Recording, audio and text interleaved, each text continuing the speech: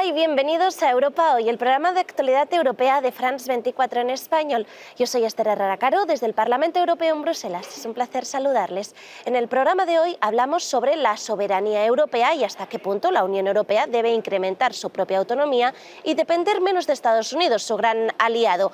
Y para hablar de esta cuestión de cómo debe actuar la Unión Europea si quiere seguir teniendo un rol relevante en el mundo, tenemos con nosotros a Imma Rodríguez Piñero, del Grupo Socialdemócrata. Bienvenida, Imma. Muchísimas gracias, encantada de estar aquí. Igualmente, gracias por estar aquí.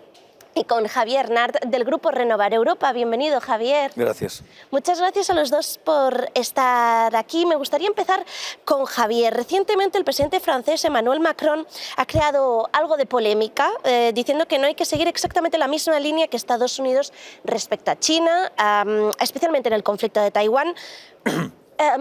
¿Por qué Macron dice estas palabras? ¿Defiende la propia soberanía europea de tener su propia agenda? ¿O por qué crees que han creado tanta polémica estas palabras? Durante todo el periodo después de la Segunda Guerra Mundial, Europa ha renunciado a tener una presencia estratégica en el mundo para ser una gran potencia económica. Y la realidad es que nos hemos convertido en un gran estómago, pero microcefálico. Si nosotros queremos tener una personalidad, eso no significa tener una confrontación. La alianza con Estados Unidos es fundamental, pero la alianza con Estados Unidos determina que la distancia entre Bruselas y Washington es la misma distancia entre Washington y Bruselas. O sea, lo que no puede hacer Europa es determinarse como un seguidismo de política de otro, ni viceversa. Tenemos que ser aliados en una situación de colaborar, escucharnos y cooperar conjuntamente, no simplemente un seguidismo ciego, que es lo que hasta ahora hemos hecho. Es interesante esto del seguidismo ciego. Imma, ¿estás de acuerdo? Hombre, yo creo que sin duda Estados Unidos es un socio imprescindible para la Unión Europea. Yo no creo que sea tan tajante en el sentido de un seguidismo ciego, pero es verdad que Europa necesita tener una mayor relevancia, una mayor influencia en el contexto internacional y eso requiere tener una mayor autonomía. Y mayor autonomía, no estoy de acuerdo contigo, Javier, no implica confrontación, implica ser capaces de identificar bien cómo defiendes mejor tus intereses y buscar alianzas con socios fiables. Con Estados Unidos, sin duda, pero no solo. No puedes depender de un solo socio en tus relaciones internacionales, ni con China, ni con nadie. Tienes que ser capaz de defender tus intereses con el mayor número posible de socios fiables y defendiendo el multilateralismo, porque si no somos capaces de defender unas reglas del juego que sean aceptadas y aceptables por todos, lo que viene es el caos y el Far West. Y eso es lo que nunca debemos de consentir. Mira, está claro que yo no soy francés, soy español como Inmaculada. Pero tú observa lo que ha ocurrido en el Pacífico, donde Estados Unidos, con otras potencias anglosajonas, que es Australia y Nueva Zelanda, crea el AUKUS. Justamente. Perdón, Nueva Zelanda no, con Australia y con el Reino Unido. Crea el AUKUS, que es la continuidad de esos 5 ojos que establecieron tras la Segunda Guerra Mundial. Esto es la coordinación de los servicios de inteligencia anglosajones, Canadá incluido, etc. Es curioso, porque resulta que en el Pacífico una de las mayores presencias es la francesa.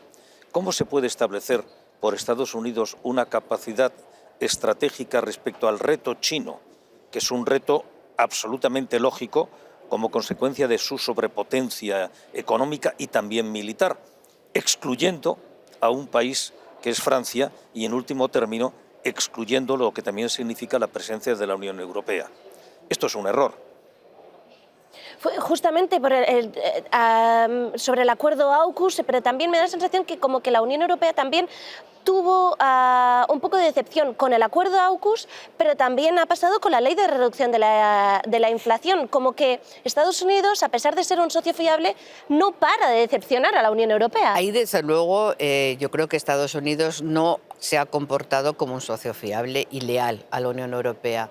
No puedes estar hablando con la Unión Europea teniendo el Consejo de Tecnología y Comercio, donde se han creado 10 grupos de trabajo específicos para abordar los grandes desafíos globales y en donde estamos implicados en buscar soluciones globales y conjuntas, defendiendo mutuamente nuestros propios intereses y unilateralmente aprobar esa ley sin contar para nada con nosotros. Ahí Estados Unidos no ha estado a la altura de lo que son unas relaciones transatlánticas maduras y la Unión Europea ha tenido que responder con rapidez, y toda la estrategia que se está desarrollando en torno a las materias primas críticas, en torno a la industria neta de cero emisiones, toda la apuesta por las ayudas de Estado para que puedan ser más ambiciosas y proteger a nuestras industrias, que puedan ser más competitivas, es fundamental. Pero Europa tiene que ser firme en la respuesta y en la defensa de los intereses de su industria, porque hemos dejado durante mucho tiempo de disponer de una política industrial europea, incluso nacionales, y ese es el gran responsable de la deslocalización industrial, de la pérdida de tejido productivo, de la pérdida de autonomía estratégica industrial, y que ha hecho falta dos crisis brutales, la de la COVID y la energética, para que la Unión Europea se retrate ante el espejo de la realidad. No puedes depender de un solo país para el suministro de gas, que es fundamental. Cuando no tienes gas y lo que tienes es sol y viento para hacer energías renovables. Y todo lo que es la apuesta estratégica, que a mí me parece fundamental, por el reciclaje. Nosotros tenemos que hacer un desarrollo tecnológico en la economía circular, y todas aquellas materias primas que no tenemos y que son imprescindibles para hacer el desarrollo de la transición ecológica y digital, como son el litio, las materias raras, el cobalto, etcétera, obtenerlo del reciclaje, porque no lo tenemos en nuestras minas. Y podemos hacer un esfuerzo en mejorar nuestra capacidad de adquisición y diversificación de proveedores, pero nunca va a ser suficiente, porque necesitamos mucho más de lo que ahora estamos demandando.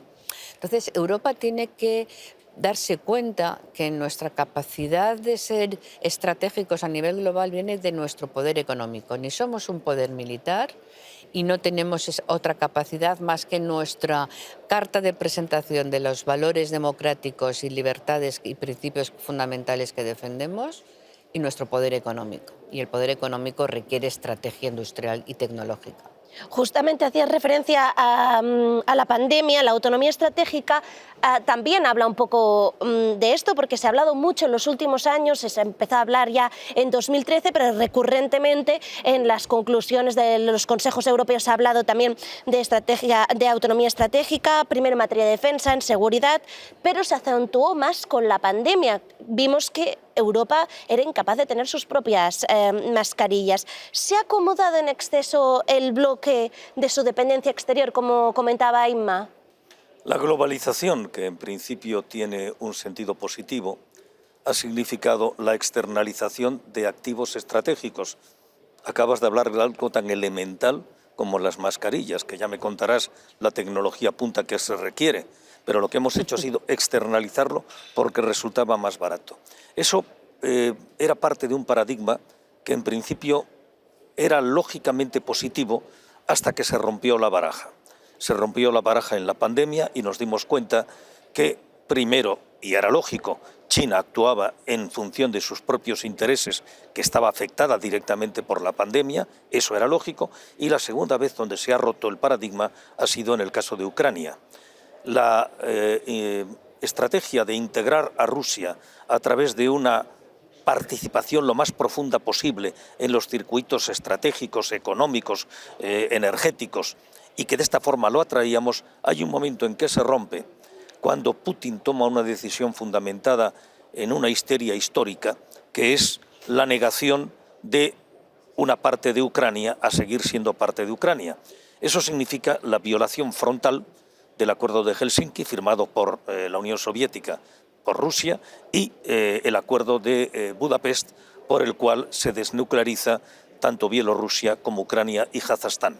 Y en el caso de Budapest se determina que Rusia es garante también de la integridad territorial.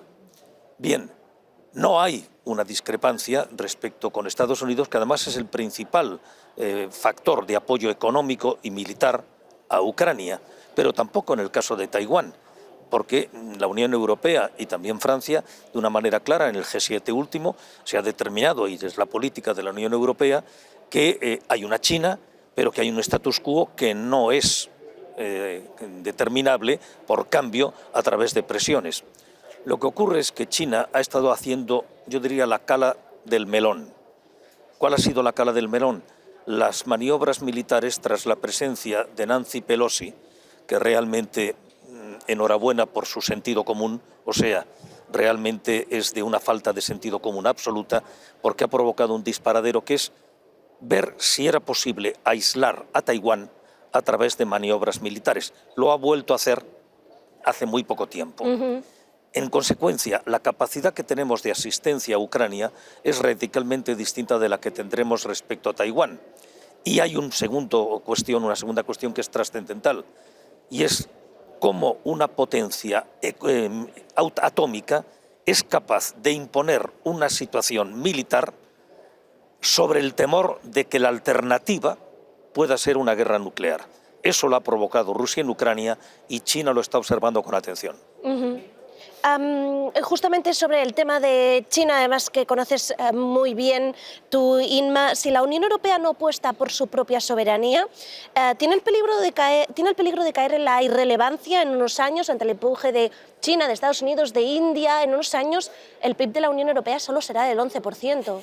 Yo creo que se ha dado cuenta, demasiado tarde, pero aún a tiempo. Y se ha dado cuenta de que ha ido perdiendo peso e influencia, antes lo decía, en el tablero internacional, ¿no? Es increíble cómo la Unión Europea ha perdido protagonismo en regiones como Latinoamérica o como África, que ha ocupado China.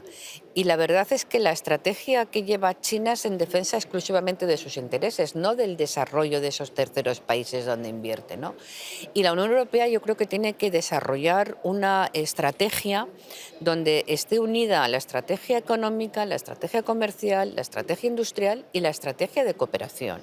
Y tiene que liderar una transición hacia un orden internacional que sea capaz de crear unas reglas asumidas, asumibles, a través de la reforma de la Organización Mundial del Comercio, donde China y Estados Unidos tienen que estar involucradísimas. Hoy tenemos aquí a una delegación de la Interparlamentaria de la Organización Mundial del Comercio, porque vamos a preparar la 51 Asamblea Interparlamentaria. Yo soy miembro de la Comisión Ejecutiva y trabajamos arduamente a nivel parlamentario para intentar que a nivel institucional y de los gobiernos se involucren en conseguir acuerdos eficaces en este sentido. Multilateralismo y estrategia de cooperación y de económica y comercial es fundamental.